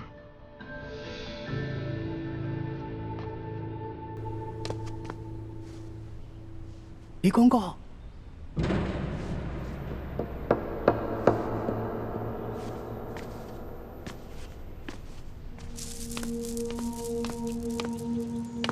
叽叽喳喳的，怎么这么没规矩？什么事？之前皇上不是吩咐过，一旦有世淑姑娘或者李太医的消息，就立刻过来禀报吗？怎么样？可是有易欢的消息了？回皇上的话，暂时还没有世淑的消息，只是李太医回来了。皇祖母，那就让皇后在这陪您聊会儿天儿，虽然先行告退。恭送皇上。怎么样？你可找到易欢？他可安好？他不是回营地跟皇上会合了吗？没有啊。怕是他回营地的时候，你们已经撤走了。当时还算安好，只是脚受了点伤。现在怎么样？我也不知道。你怎么会不知道呢？你为何不跟他一起回来？皇上，臣并没有找到易欢，而是发现他从黑衣人手上逃脱的一些线索，所以我还以为他已经跟皇上一块回京了呢。这皇上平日里一向性情稳重，唯独听到李易欢的消息，就立马沉不住气了。皇祖母息怒，这李易欢是为了救皇上，才落入了身份莫测的江湖人手中。皇上难免会关心则乱。是啊，太皇太后，这些江湖杀手的来历，的确是有些蹊跷。有何蹊跷？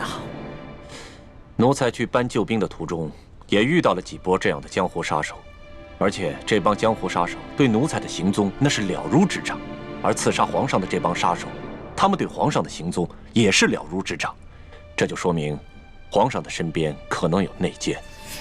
啊！皇上此行所带的30名侍卫，全都是三叔亲自挑选的8旗子弟，那自然不可能是内奸。李公公自幼入宫，在宫中服侍了30年，服侍了3代君王，自然也不可能是内奸。难道这内奸是这李氏兄妹？他们几次救护皇上，还有这李易欢被掳失踪，难道都是假的？宁愿受这苦肉计？李德福，老奴在。这一次你一直是跟着皇上啊。这索额图调兵之后，你一直是在皇上身边，你有什么发现？回太皇太后，奴才没有发现李氏兄妹有什么异常。至于那些江湖杀手，奴才倒是听皇上说过，好像是平西王的手下。这些杀手跟刺杀舒建、抢走金钥匙的那帮盗匪似乎是同一拨人。吴三桂这也有可能。难道这李氏兄妹是吴三桂的人吗？依奴才一路上的观察，没有发现这李氏兄妹跟吴三桂有什么瓜葛。太皇太后，在没有确凿的证据之前，恐怕还不宜妄下论断。奴才所说的这一切，也都是奴才个人的一个猜测，还请太皇太后把这些话都放在自己的心里，千万不要对皇上提起来，否则这皇上又要怪奴才在这多嘴了。放心吧，哀家自有分寸。这。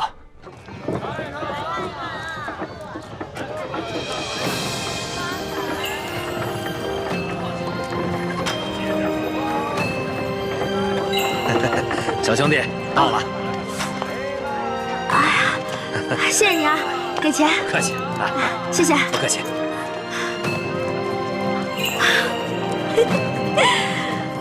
我终于回来了，猪哥哥、龙小弟，你们都想死我了吧？这就是一车稻草。赶紧给我做一桌好吃的，迎接我吧。哎呀！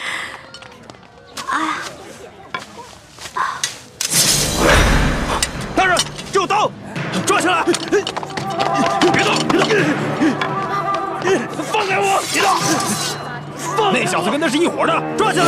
国父大明，大明万岁！别动！哎，你们干什么？你们抓错人了！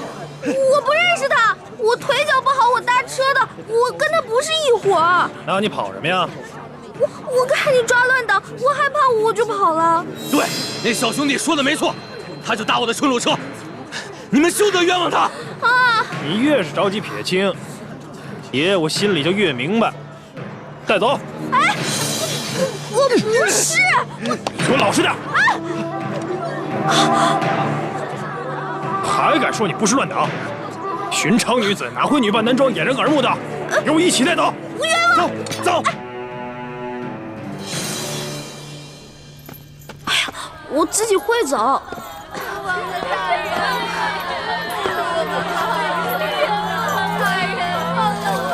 官爷，我是冤枉的，放我出去吧！冤枉啊！大人这就好，放我们出去！放了我们吧，冤枉啊！我说你们抓错人了嘛！啊！李易欢此次舍命救皇上，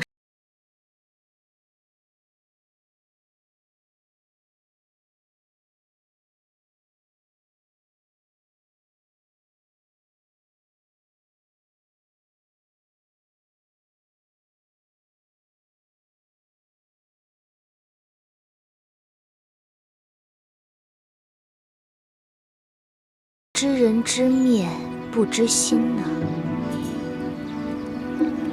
妹妹，哎，眼看着后宫之中，你是唯一一个能够进出永乐斋的嫔妃了。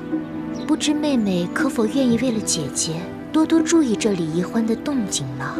姐姐放心，一旦我有什么发现，立刻向姐姐禀报。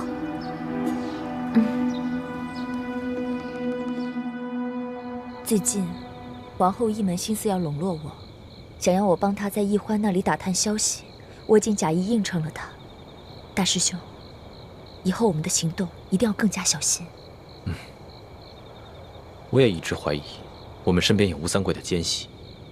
我原本以为这个奸细应该隐藏在索额图挑选的那30个侍卫当中，但现在这30个侍卫除了纳赛都死了，而纳赛又是索额图的亲侄子，可以排除，所以现在又不知道那个奸细是谁了。会不会是那些侍卫当中有人诈死呢？这是唯一的可能。那个奸细发现我们已经察觉到他的存在，正在进行内部排查，所以就诈死脱身了。只是当时形势危急，我们根本就来不及检查那些尸体，没想到让他钻了空子，给跑走了。真没想到，皇后和索额图居然怀疑你和易欢是吴三桂的奸细。好在康熙现在对你们深信不疑，根本不会相信。眼下局势如此复杂，先是不明身份的神秘人从永乐斋盗走了铜匣，接着，明珠谷又出现了鳌拜的奸细，现在吴三桂埋伏在宫中的奸细又露出了马脚，到处都是看不见的危机。以后我们行事要更加小心。大师兄，你也别忧心，不管形势如何危急，我都会和你们一起共同面对。谢谢你，倾城。走吧。山西本富庶之地，然朕亲见民生疾苦，而地方官各自为政，巧立名目收受税银。朝廷所发赈灾银两、粮食，被各州县官员层层盘剥，真入灾民手中，实不足一。灾民食不果腹，流离失所，而众官员香车豪宅，生活之铺张奢靡，犹在朕之上。朕着令，吏部彻查山西贪污之风，以正乾坤。钦此。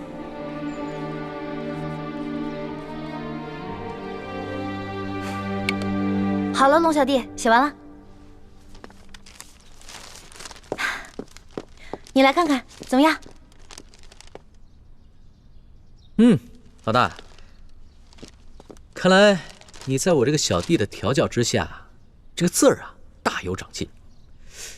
只是没想到你身为女子，居然写的字儿能有几分朕的风范。主要啊，还是你的这封诏书内容写得好，这听得我呀是痛快淋漓的。以前小的时候，在我们老家，每一次闹饥荒，饿死很多人，当时看着吧，就觉得特别惨。那个时候，你一定在心里把朕骂了几百遍吧？那当然了，这老百姓饿肚子，肯定都是你这个皇上的官儿没当好啊。皇上呀，可不是个官儿。皇上怎么不是官了？虽说这贪污赈灾银两的是山西的地方官，可是呢，你这个皇上可是最大的官儿，这都是因为你的失职导致的。这番话要是在朝堂之上任何一个人说了，朕都不会轻饶的。可现在不是在朝堂啊，而且我也不是别人啊。那你说，你是朕的什么人？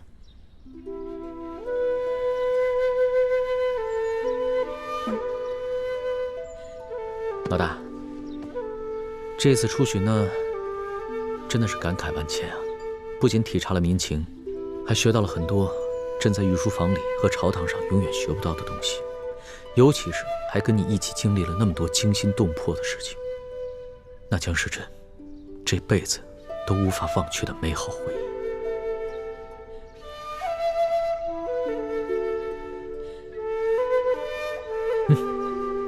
你看看这个，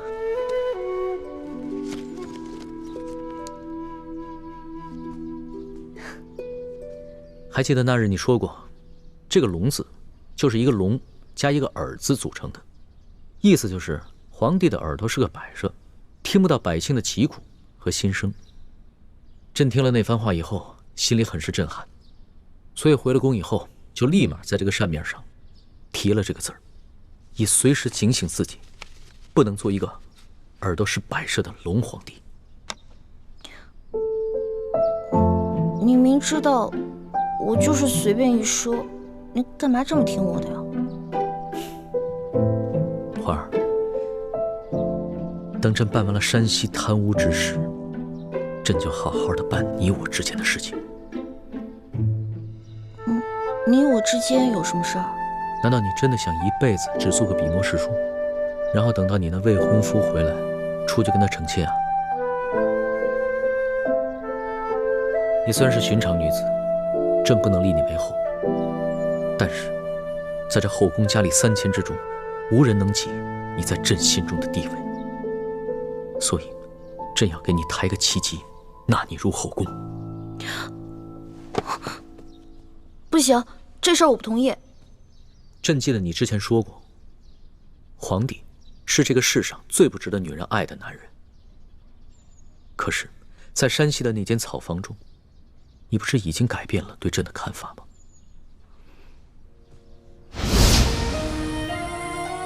我之前说过，你是天底下最不该爱的人。可可是现在我收回这句话，你真的很好。在那间草房中，咱们同居了数日，朕看过你的身子，也把很多第一次都给了你。难道你真的可以做到心里放着朕，还出去跟你那个杳无音讯的未婚夫成亲吗？大不了我谁都不嫁，我不嫁给他，我也不嫁给你。为什么？龙小弟，你是个好皇上，但是我想要的是个夫君，一个只属于我自己的夫君，而不是让这后宫女人又爱又怕的皇上。可是朕没有让你怕朕啊，难道你单独跟朕在一起的时候会感到害怕吗？龙小弟，你能只做我一个人的夫君吗？你不能，我不想跟东宫娘娘、跟西宫娘娘共享一个丈夫，你懂吗？一个妻子想见自己丈夫的时候却见不到，每天打扮好，期待丈夫发慈悲似的出现，对着蜡烛垂泪，这种生活不是我想要的。反正你已经后宫佳丽3000了，少我一个又如何呢？你明知道朕是一个君王，朕不可能只有你一个女人。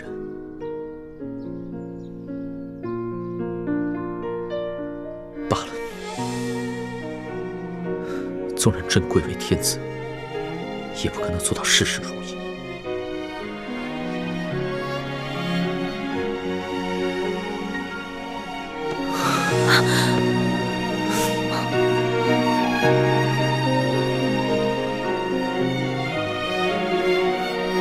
朕只有珍惜有你陪伴的每一刻了。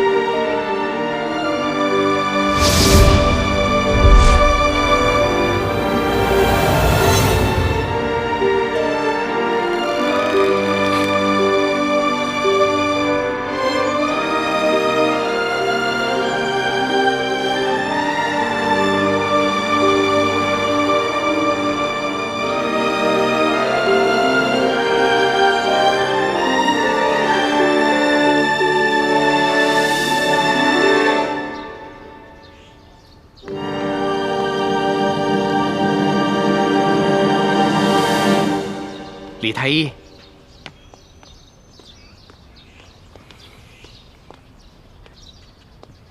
公公有什么吩咐吗？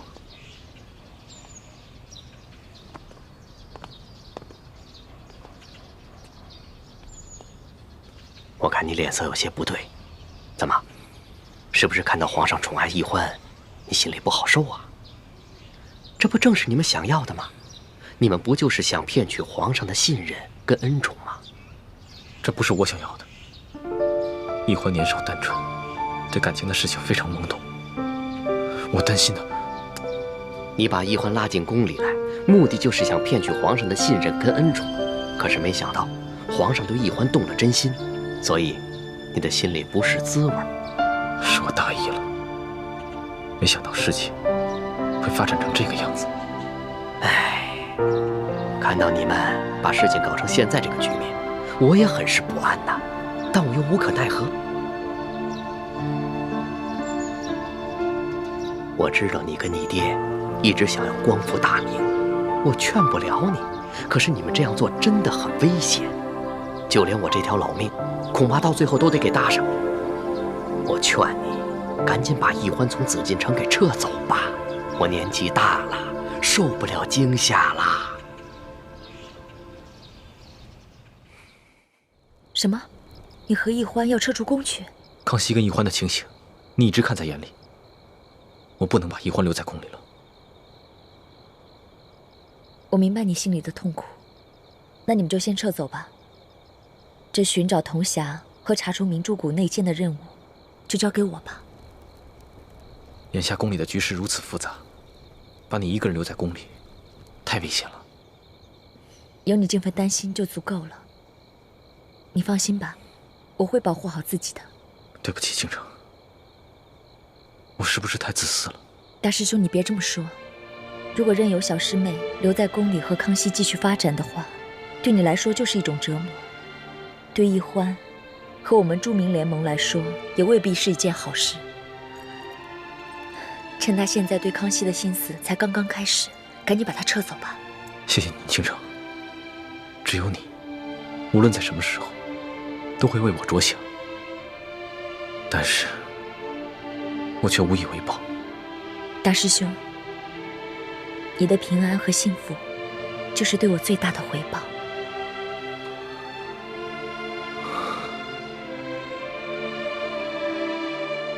我不走，我还想继续留在宫里。为什么？难道你对康熙动了真心，舍不得离开他了？我哪有啊！昨天在御书房，康熙情不自禁地抱了你，你没有拒绝。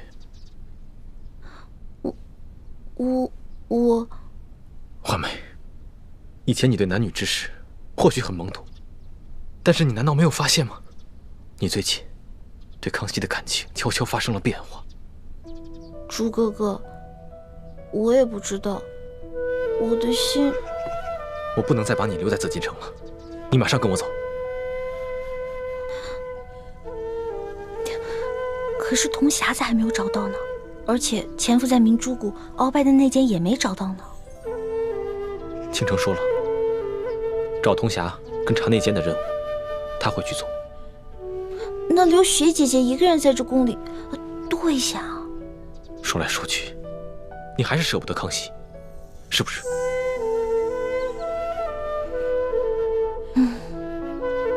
这里就像一个大金笼子，我不可能在这待一辈子的，早晚都会撤的。但是走之前能不能再给我一段时间啊？龙小弟说了，那个刘德昭已经奉旨进京了，难道你不想看一看他就地伏法、大快人心的下场吗？再说了，咱们做这个决定是不是得跟我爹汇报一下呀？问问他的意见。没准在这段时间里，铜匣子也找到了，内奸也找到了，到时候咱们可以跟雪姐姐一起撤了。现在留雪姐姐一个人在这儿，多不道义啊，对吧？虽然我知道这些理由不过是你找的借口，但我还是不忍心拒绝你，欢梅。那你答应我，等刘德昭伏法以后，马上跟我走。我就知道朱哥哥对我最好了。你呀，就知道欺负我心软，不许再跟康熙那么近了。他要是再对你动手动脚，你得巧妙地回绝他，不能让他再占你的便宜。我知道了。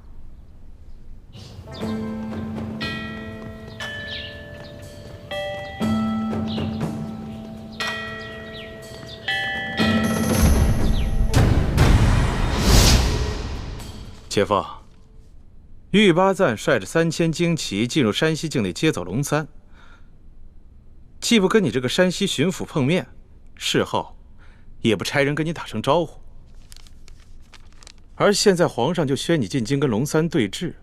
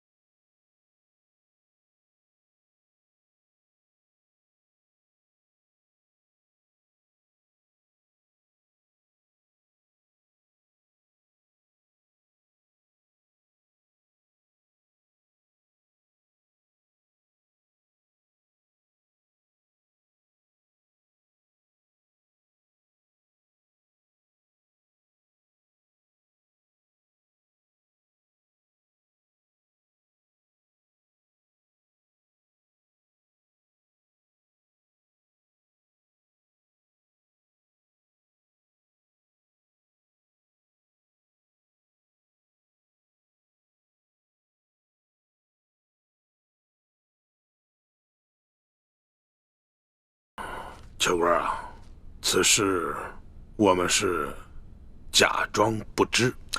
为什么呀？啊，皇家子弟手握重兵，跟朝中大臣勾结，这是皇上的大忌啊！你懂些什么？这个龙三回京之后，必定在皇上面前举报我诸多的罪状。到现在为止，皇上没有下旨捉拿于我，只是让我奉旨回京与那龙三对峙。这说明了什么？这就说明了我抢先在龙三之前呈给皇上弹劾龙三的折子起了关键性的作用。秋官啊，在这个微妙的时刻，我们只需要集中我们所有的精力和力量对付龙三一个人，以免树敌太多呀。你说的也有道理。那咱们怀疑丽嫔是一江湖女子假冒之事，如何处置？哎呀，此事太过匪夷所思啊！这个丽嫔跟舒婉欣两个人居然长得是一模一样。到现在为止，我们也没有找到真正的舒婉欣，那我们又如何能证明这个丽嫔娘娘她是假冒的？那舒婉欣早跟那个孟祥和私奔去了，我正查探。现在时间已经来不及了，我先奉旨进京。丽嫔娘娘的事情暂时先不提了。秋哥啊，待我找到真正的舒婉欣之后，你即刻进京来见我。那个时候，我们就有翻盘的机会了。姐夫，江湖上我大把的人都撒出去了，你说他跑得了吗？